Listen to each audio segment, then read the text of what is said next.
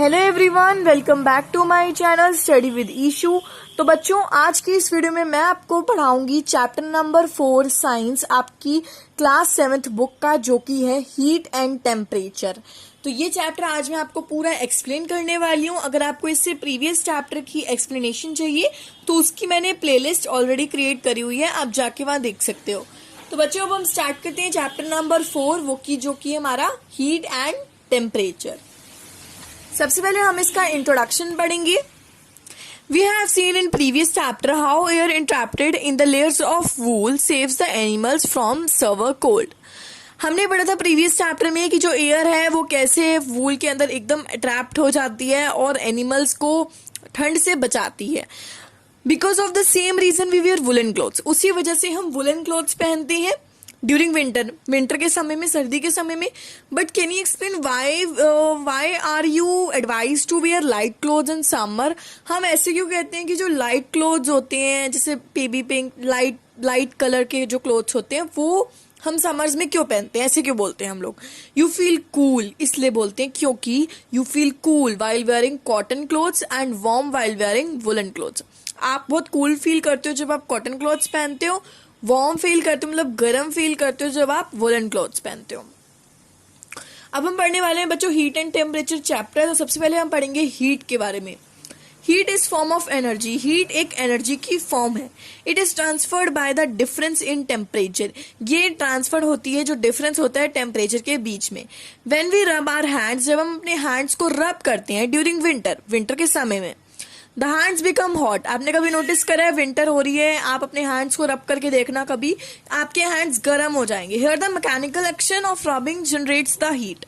वो कैसे गर्म होते हैं? क्योंकि उसमें मैकेनिकल एक्शन रबिंग जनरेट्स करता है हीट को। Heat is a form of energy ना। In a daily to day life, हमारी जो दिनचर्या की जिंदगी है, we find many things that are hot cold. हम कोई बहुत सारी चीजें फाइंड करते हैं। कुछ चीजें हम गर्म पाते हैं, कुछ चीजें ठंडी पाते हैं। The ice cubes in the refrigerator are cold. जो आइस क्यूब्स होती हैं वो कोल्ड होती हैं। And the freshly cooked food is hot. जो एकदम नया नया पका होता है फूड, वो क्या होता है? वो गरम गरम होता है। Do you sip from a glass of milk the moment that is served? क्या आपने कभी जैसे ही वो आया है ग्लास ऑफ मिल्क, कभी आपने उसको सिप करके देखा है? No, you wait for it cool down. आप कभी उसका 2 मिनट के लिए वेट करोगे कि हल्का से वो ठंडा हो जाए फिर मैं पीऊंगा। यू टच द ग्लास, आप टच करके फील करते हो with the palms to know if you can have it और नॉट। आप टच करके देखते हो ना कि वो आप उसको ले सकते हो या नहीं ले सकते। मतलब वो यह कहना चाह रहा है, so to know whether of the objects are hot और कोल्ड। हमें पता चलता है ऐसे टच करने से कि वो गर्म है या फिर ठंडा है। We really on our sense of touch. हम सेंस ऑफ टच के ऊपर डिपेंड है, but this can be quite misleading. Let us perform activity 1 to understand this. तो अब एक्टिविटी 1 आप एक बार इसको रीड करेंगे, आपको समझ आ जाएगी। ओके, नेक्स्ट हम पढ़ेंगे the most reliable measure of the hotness और coldness of an object is temperature of the object. अब हमें पता कैसे चलता है कि वो चीज गर्म है या ठंडी है?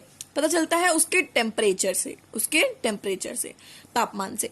Thus temperature is a degree of hotness और कोल्डनेस ऑफ एन ऑब्जेक्ट। तो टेम्परेचर क्या है?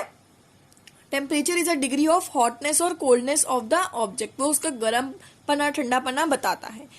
अब हम पढ़ने जा रहे हैं बच्चों units of temperature. The most common unit for measuring the temperature is degree Celsius. Common unit कौन सी है? डिग्री है और सेल्सियस है। Written as like this. On Celsius scale the melting point of ice is 0 Celsius.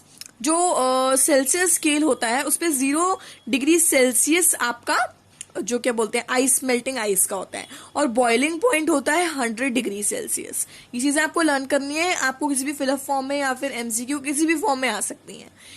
Okay, measuring the temperature is degree. फिर habitat वो F से use होता है। On Fahrenheit scale the melting point of ice is, उसमें melting point ice कितना होता है? 32 F और बॉइलिंग पॉइंट होता है 212 F। It is obvious that 0 degree Celsius equals to 34 degree F and 100 degree Celsius equals to 212 F। तो ये observe करता है ये चीज, आप देख सकते हो। तो उन्होंने दोनों स्केल्स के बारे में बताया बेसिकली यहाँ, सेल्सियस स्केल और फ़ारेनहाइट स्केल, और दोनों स्केल्स के बारे में बेसिकली उसका डिफरेंस बताया कि इसमें इतना मेल्टिंग पॉइंट ये है, बॉइलिंग पॉइंट ये। तो ये चीजें तो आपको लर्न करनी पड़ेंगी, तभी आएंगी अच्छे से। तो बच्चों, अभी तक कोई डाउट है तो आप कमेंट सेक्शन में मुझे लिख सकते हो। चलिए अब हम आगे बढ़ते हैं, जो कि हमारा मेजरिंग टेम्परेचर नेक्स्ट टॉपिक है। A thermometer is a device or a scale used for measuring temperature. Thermometer एक ऐसा डिवाइस होता है जिससे आप अपना टेम्परेचर नाप पाते हो। It is made of glass, वो ग्लास से बना होता है, कांच से बना होता है। It is bulb in filled with a mercury, उसके अंदर बल्ब होता है जो मरकरी में फिल्ड होता है। मरकरी इज अ मेटल, वो एक मेटल होता है mercury, which is liquid form, जो बहुत लिक्विड वाली फॉर्म में होता है। It is a silver in colour, वो सिल्वर होता है कलर में। To read a thermometer we look at the some level of the liquid. Thermometers are two type, दो टाइप्स के होते हैं थर्मामीटर। कौन कौन से होते हैं? क्लिनिकल थर्मामीटर और laboratory thermometer. Doctor use a clinical thermometer whereas a scientist use a laboratory thermometer. अब जो डॉक्टर होते हैं वो क्लिनिकल थर्मामीटर यूज करते हैं और जो साइंटिस्ट होते हैं वो लेबोरेटरी थर्मामीटर यूज करते हैं। दोनों के बारे में हम पढ़ेंगे। सबसे पहले पढ़ने चाह रहे हैं हम क्लिनिकल थर्मामीटर के बारे में। The thermometer we use to measure our body temperature is known as clinical thermometer. जिस थर्मामीटर से हम अपनी बॉडी का जो टेम्परेचर है, तापमान है, उसको नापते हैं, उस थर्मामीटर को हम कहते हैं clinical thermometer. The scale of temperature is graduated by 35 degree Celsius to 42 degree Celsius और from 94 Fahrenheit to 108 Fahrenheit। तो यहाँ तक इसका स्केल होता है, आप देख सकते हो, इसको आप लर्न कर लीजिए। It is because the normal human body temperature is 37 degree Celsius और 98.6 degree Fahrenheit. It also remains within 35 degree Celsius to 42 degree Celsius. There is a nick construction provided near the bulb of clinical thermometer. It prevents the automatic fall of mercury level. यहाँ एक निक provide होता है जो कि आपका provide करता है bulb के क्लिनिकल थर्मामीटर में, जो कि प्रिवेंट्स करता है automatic fall of mercury level. जो उसका जो फॉल होता है मर्करी लेवल का, उसको प्रिवेंट्स करता है। अब हम पढ़ने जा रहे हैं बच्चों रीडिंग द थर्मोमीटर। पढ़ेंगे कैसे अब हम एक थर्मोमीटर को। Let us learn how to read a thermometer. First wash the thermometer, सबसे पहले हमें उसको धोना है with an antiseptic lotion. Now hold the thermometer, अब हमें उसको पकड़ना है and check the level of the mercury. अब हमें जो मर्करी का लेवल है ना, उसको चेक करना है। Then note the two bigger marks of the two ends at the scale that indicate the temperature difference. हमें देखना है कि जो दो बिगर मार्क हैं वो एंड पे जा रहे हैं स्केल के और हमें इंडिकेट कर रहे हैं उसका temperature. Also see the number of divisions that are shown by a smaller marks, हमें नंबर ऑफ डिविजन्स भी देखनी है उसमें, because between these two bigger marks if the bigger mark read 1 degree and in between two bigger marks that are live division, one small division will be equal to half or you can say 0.2 Celsius. तो एक small division equal होता है half के या फिर 0.2 Celsius के। तो बच्चों अब आप यहाँ देख सकते हो कि कैसे थर्मामीटर को रीड करा जाता है। Correct method of reading a thermometer. Place the thermometer bulb inside the mouth में अपने अब जो थर्मामीटर है उसको रखो बिलो द टंग के नीचे ऑफ द पर्सन, जो भी वो व्यक्ति है, whose body temperature you want to measure, जिसका बॉडी टेम्परेचर चाहते हो नापना। आफ्टर 1 to 2 मिनट्स, 1 से 2 मिनट बाद, you will find the mercury level rising inside the tube. आप देखोगे कि जो मर्करी लेवल है ना वो ट्यूब के अंदर राइज हो रहा है, बढ़ रहा है। And when you check the reading, जब आप रीड करोगे उसको, it will be around 37 degree Celsius और वो 37 डिग्री सेल्सियस तक होएगा। For Fahrenheit this will be around 98 Fahrenheit के लिए वो 98.4 फ़ारेनहाइट होएगा। ओके, तो अब आपको बस समझ में आ गया कि आप एक थर्मोमीटर को कैसे रीड करोगे। अब हम आगे पढ़ते हैं। While reading a clinical thermometer, अब हम पढ़ेंगे क्लिनिकल थर्मामीटर। अब हमने पढ़ा कि थर्मामीटर को कैसे वो रीड करते हैं। अब हम पढ़ेंगे कि हम जो क्लिनिकल थर्मामीटर है, जो बेसिकली डॉक्टर्स यूज करते हैं हमारी बॉडी टेम्परेचर को नापने के लिए, वो वाले जो थर्मामीटर्स होते हैं उनको कैसे रीड करा जाए। While reading a clinical thermometer the following precautions should be taken. The thermometer should be wash होना चाहिए विद क्लीन वाटर और क्या पता और एंटीसेप्टिक लोशन से जब आप उसको यूज करो। चेक दैट मर्करी लेवल को आप चेक करते रहो बिलो द मिनिमम ये डिग्री सेल्सियस 94 to 35 ये Fahrenheit scale. Give up jerk to and mercury level with fall of the below mark. Bring the thermometer at your eye level, आप अपनी आई level पे बिल्कुल आंख के सामने रखोगे thermometer to read the temperature, जब आप टेम्परेचर को रीड करोगे। Handle the thermometer with care as it contain the mercury with a hard skin. बहुत आपको ध्यान से उसको पकड़ना है ताकि वो डिफिकल्ट ना हो आपके लिए। Do not hold the thermometer by the bulb, आप थर्मोमीटर को आप बल्ब के साथ नहीं पकड़ेंगे वाइल रीडिंग द टेम्परेचर। जब आप टेम्परेचर को रीड कर रहे हैं तब आप उसको बल्ब के साथ नहीं पकड़ेंगे। ओके, सो अब हम करने जा रहे हैं लेबोरेटरी थर्मामीटर। मैंने आपको बताया कि क्लिनिकल थर्मामीटर क्या होता है, वो कहाँ का यूज करा जाता है, क्या क्या प्रिकॉशंस हमें लेनी चाहिए, कैसे रीड करते हैं उसको। काफी सारे टॉपिक्स हमने अभी क्लियर करे हैं, आप देख सकते हो। अब हम पढ़ेंगे लेबोरेटरी थर्मामीटर, जो कि हमारा सेकंड थर्मामीटर है। Laboratory thermometer is like a clinical thermometer. Laboratory भी क्लिनिकल की तरह ही होता है, but it has a construction nick near the bulb.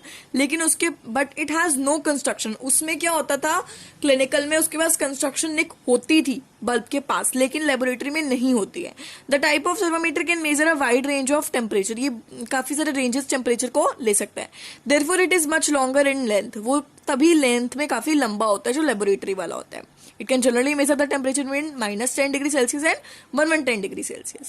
But there are special thermometers that are used for measuring higher to lower temperature ranges. Okay. अब आपको समझ में आ गया कि लेबोरेटरी थर्मोमीटर क्या होता है, और ये कुछ ऐसा दिखता है, आप देख सकते हो। अब हम इसके प्रिकॉशंस देखेंगे कि हमें इसको पढ़े तो हमें क्या क्या प्रिकॉशंस लेने चाहिए while reading a laboratory thermometer. To the following precautions. Thermometer should be kept vertical while reading. आपको थर्मोमीटर को वर्टिकली रखना है जब आप रीड कर रहे हो। Bulb of the thermometer should be dipped completely in a liquid. जो बल्ब है थर्मोमीटर का वो पूरा डिप होना चाहिए लिक्विड में। Bulb should not touch the surface of the container. Bulb को जो कंटेनर का सर्फेस है उस पर टच नहीं होना चाहिए। Do not dip the stem of the thermometer in the liquid. उसकी जो स्टेम है उसको लिक्विड में नहीं टच होना चाहिए। Read the temperature while it dipped in the liquid. आपको तभी टेम्परेचर को रीड करना है जब वो लिक्विड में डिप हो जाए। Read the temperature by keeping your eyes at the level of the mercury. आपको तभी टेम्परेचर रीड करना जब आप जो मर्करी जो थर्मामीटर है वो आपकी आईज के बिल्कुल सामने होए, level of the mercury. Okay, अब हम पढ़ेंगे बच्चों difference between clinical and laboratory thermometer. आपको मैंने बहुत अच्छे से एक्सप्लेन कर दिया दोनों के डिफरेंस, और आई होप कि कोई डाउट नहीं होगा आपके मन में। एक बार हम इसको ऐसे पढ़ लेते हैं। It is use to measure the temperature of body clinical में, और लेबोरेटरी में क्या होता है कि वो यूज होता है to take the temperature in the laboratory. इसमें क्लिनिकल थर्मामीटर में यहां से लेकर यहां तक की रेंजेस होते हैं, स्केल होता है। इसका स्केल -10 से 110 तक होता है। मर्करी लेवल यहाँ फॉल नहीं होता और इसके पास कंस्ट्रक्शन होती है, और यहाँ मर्करी लेवल फॉल होता है और इसके पास कंस्ट्रक्शन नहीं होती है।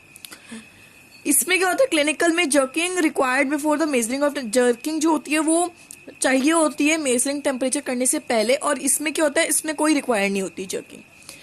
Temperature can be read after removing the thermometer from source.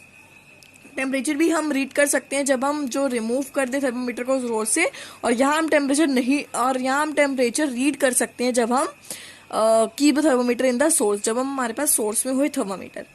Okay, तो अब हम बच्चों पढ़ने जा रहे हैं transfer of heat. Heat flows from a region of higher temperature to a region of lower temperature. Heat जो है वो बच्चों हायर टेम्परेचर से लोअर टेम्परेचर तक जाती है। This is called heat transfer. इसको हम कहते हैं ट्रांसफर ऑफ हीट। तो ये डिफाइन आ सकती है, आपको बहुत अच्छे से डिफाइन आप लिख सकते हो और एक्सप्लेन भी कर सकते हो। There are 3 modes of heat transfer. 3 तरह के हीट ट्रांसफर होते हैं। कौन कौन से? बहुत ज्यादा इंपॉर्टेंट टॉपिक है तो थोड़ा सा यहाँ कंसंट्रेट कर लो। पहला है कंडक्शन, दूसरा है कन्वेक्शन, थर्ड है रेडिएशन। तीनों के बारे में हम एक एक करके बहुत डिटेल से पढ़ेंगे बच्चों। सबसे पहले हम पढ़ेंगे कंडक्शन के बारे में, जो कि हमारा फर्स्ट वन है। The process through which heat flows from the hot to cold object is known as conduction. वो प्रोसेस जिसमें हीट हॉट से कोल्ड ऑब्जेक्ट तक जाती है उस प्रोसेस को हम कंडक्शन कहते हैं। गर्म से ठंडे तक जाती है उस प्रोसेस को हम कंडक्शन कहते हैं। अब हम आते हैं कन्वेक्शन में। कन्वेक्शन में क्या होता है? Liquids and gases are poor conductor of heat. In these the heat travels by the process is called convection. अब कन्वेक्शन बेसिकली लिक्विड प्रोसेस होता है जिसमें जो लिक्विड और gases are poor conductors of heat. जो लिक्विड और gases होते हैं ना वो बहुत पुअर कंडक्टर होते हैं हीट के, और the heat travels by the process of convection. जो लिक्विड और गैस होते हैं वो कन्वेक्शन के प्रोसेस से ट्रांसफर करते हैं। ओके, सो अब आपको पता चल गया कि कन्वेक्शन क्या होता है। तो बच्चों हमारा नेक्स्ट टॉपिक है how heat move through air. अब जो हीट है वो एयर के थ्रू कैसे मूव आउट करती है। जस्ट लाइक लिक्विड, लिक्विड की तरह the air near the source of heat warms up and become light. It rises up and cold air from the sides rushes into to take place. वो rise up होती है, उड़ जाती है, and cold air ठंडी हवा में from the sides rushes to the take in place, जब तक वो अपनी जगह पे वापस नहीं आती। With an easy experiment you can check how it heats flows through the air in the process of convection. Convection का प्रोसेस है ये बेसिकली, जो आपकी एक्टिविटी 7 है बच्चों। अब हम पढ़ेंगे sea breeze and land breeze. Sea breeze क्या होता है, लैंड ब्रीज क्या होता है, ये काफी ज्यादा इंपॉर्टेंट टॉपिक है तो इसको ध्यान से देखना। Let us know how explore some common forms of convection currents. अब हम कुछ कॉमन फॉर्म्स देखते हैं कन्वेक्शन की। Have you visited any coastal area? क्या आप कभी कोस्टल एरिया पे गए हो, जैसे beach side? There will you find a cool smoothing sea breeze throughout the day time. आपने देखा होगा पूरे डे में सी ब्रीज होती रहती है। This is nothing but convection current. ये कुछ नहीं है लेकिन ये कन्वेक्शन करंट है। देखो, during day time the land gets heated. जो डे टाइम होता है, दिन का समय होता है, उसमें जो लैंड होती है, जमीन होती है, वो गर्म बहुत जल्दी होती है बीचेस वगैरह की side. Then the water, water से ज्यादा गर्म होती है। And then the air, air से भी above the land become hot and lighter. As a result it rises up and cooler air. वो राइज उड़ जाती है और कूलर ठंडी हो जाती है फ्रॉम द सी फ्लोज, जो समुद्र की हवाओं से फ्लो से towards the land to fill up the vacuum. This hot air up along losing its leads become heavy and moves towards the sea to complete the cycle. अब जो गर्म हवा होती है वो ऊपर जाती है, हीट बन के भाप बनती है, heavy moves towards the sea, समुद्र की तरफ आती है और वो साइकिल को कंप्लीट करती है। ये देख रहे हो आप, ये साइकिल है। This is called sea breeze. इसको हम क्या कहते हैं बच्चों? सी ब्रीज कहते हैं। अब हम पढ़ेंगे लैंड ब्रीज क्या होता है। सी ब्रीज समझ में आ गया। अब लैंड ब्रीज, ड्यूरिंग नाइट, रात के समय में the water cools down much slower then the land. जो रात के समय में जो पानी होता है वो बहुत जल्दी ठंडा हो जाता है देन द लैंड से, जमीन से। And therefore the air above the sea is now hotter and lighter than the air. और जो एयर होती है सी के ऊपर इज नाउ हॉटर, बहुत गर्म हो गई है, and lighter than the air, और हवा से लाइट है above the land. As a result, it rises up and cooler air from the and land gets started from the towards the sea and is known as a land breeze. तो बच्चों वो यहाँ यही बोल रहे हैं कि रिजल्ट में क्या होता है, वो उड़ जाती है और ठंडी हवा में क्रिएट हो जाती है, और जो लैंड होती है वो towards the sea and is known as a land breeze. तो अब आपको समझ में आ गया कि सी ब्रीज क्या होता है, लैंड ब्रीज क्या होता है। डायग्राम की हेल्प से बहुत अच्छे से समझ सकते हो आप लोग। मैं थोड़ा जूम कर देती हूँ। ये देखिए, ये होता है सी ब्रीज, जिसमें ये साइकिल की हेल्प से ऐसे सब कुछ चलता है, कन्वेक्शन करंट्स देख सकते हो आप। एंड ये होता है लैंड ब्रीज। सो अब हमारा नेक्स्ट टॉपिक है radiation. Other than conduction and convection, आपने जो कंडक्शन और कन्वेक्शन पढ़ा, देयर इज अनदर मेथड। यहाँ एक अनदर मेथड है through which heat can be transferred from a hot body to the cooler ones. अब इस मेथड में क्या होता है, हॉट बॉडी, गर्म चीजें ठंडी चीजों में कन्वर्ट होती हैं, उस मेथड को हम कहते हैं radiation. This is radiation, it does not require any medium for transfer.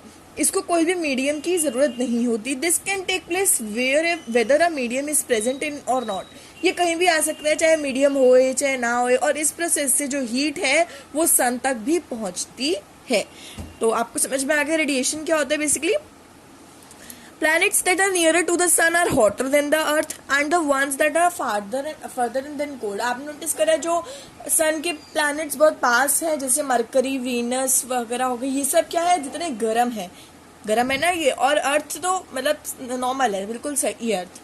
और जैसे जुपिटर हो गए, सैटर्न हो गए, ये क्या है, सन से बहुत ज्यादा दूर है, तो यहाँ ठंड होती है। और मरकरी, वीनस में क्या होती है, गर्मी होती है। ये चीज समझ में आई है।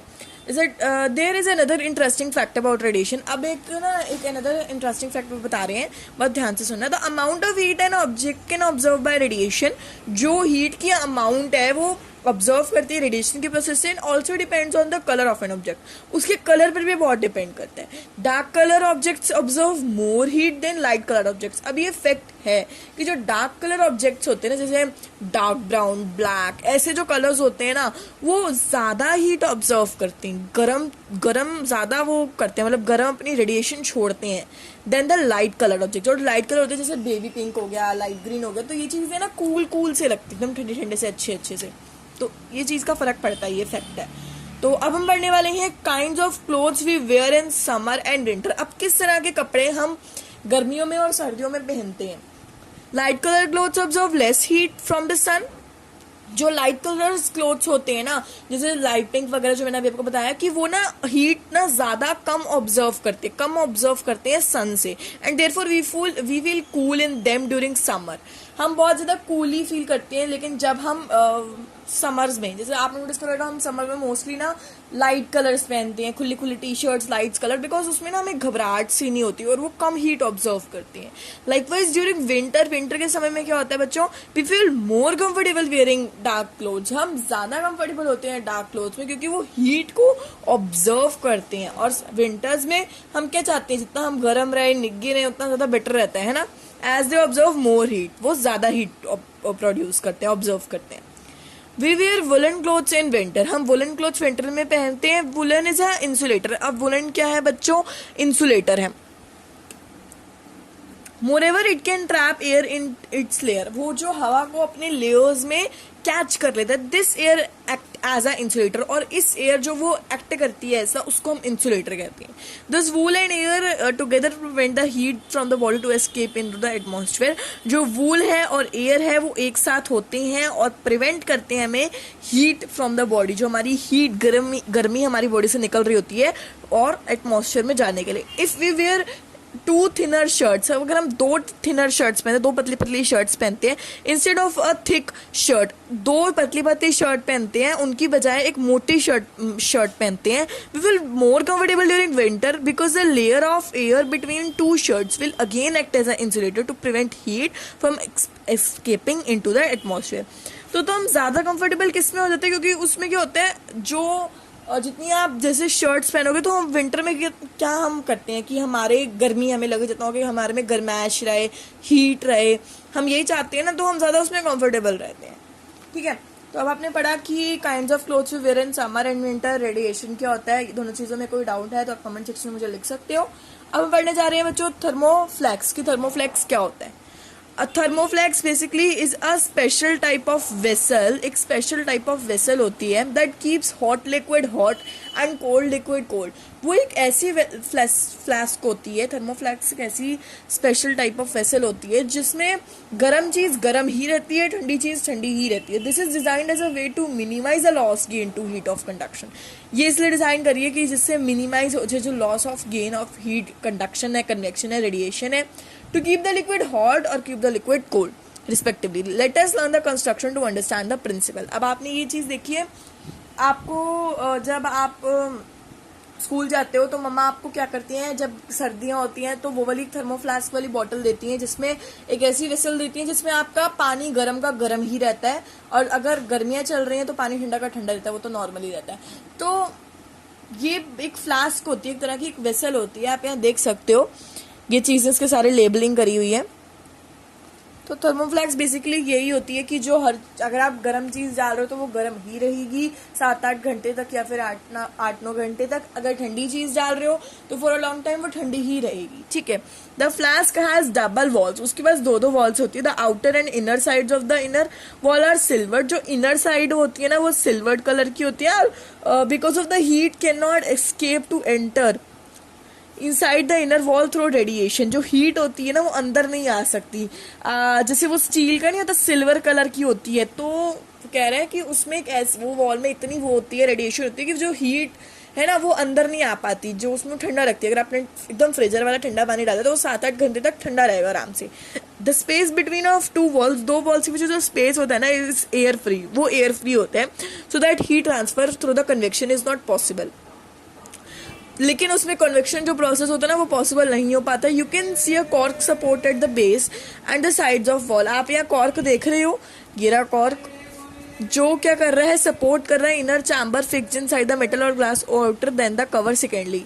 As they're poor conductors of heat they prevent heat loss through the conduction. अब वो यहाँ क्या बोल रहे हैं, पहली बात, they keep the inner chamber fixed. जो इनर चैम्बर होता है ना बच्चों वो फिक्स्ड होता है इनसाइड द मेटल में या फिर ग्लास में, outer cover secondly. As they are poor conductors, वो पुअर कंडक्टर्स होते हैं हीट के, they prevent heat loss through conduction, और वो लॉस करते हैं जो हीट है थ्रू किस प्रोसेस से, कंडक्शन के प्रोसेस से।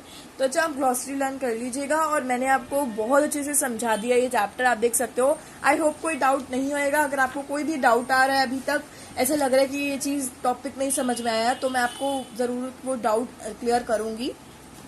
आप यहाँ देख सकते हो मैंने पूरा चैप्टर आपको बहुत अच्छे से समझाया कि क्या क्या चीज़ें, क्या क्या प्रोसेसेस हैं, इंट्रोडक्शन बताया, हीट क्या होते हैं, units of temperature.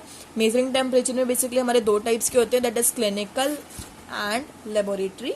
Okay, difference हमें समझ में आ गया। ट्रांसफर ऑफ हीट किन किन प्रोसेसेस से होती है, जैसे कंडक्शन हो गया, convection, radiation, sea breeze, land breeze के बारे में हमने पता करा क्या होते हैं वो, रेडिएशन प्रोसेस देखा। और गर्मी में हम लाइट क्लोथ्स क्यों पहनते हैं, विंटर में हम वो डार्क क्लोथ्स क्यों पहनते हैं, इसका रीज़न हमें बहुत अच्छे से पता चल गया बच्चों।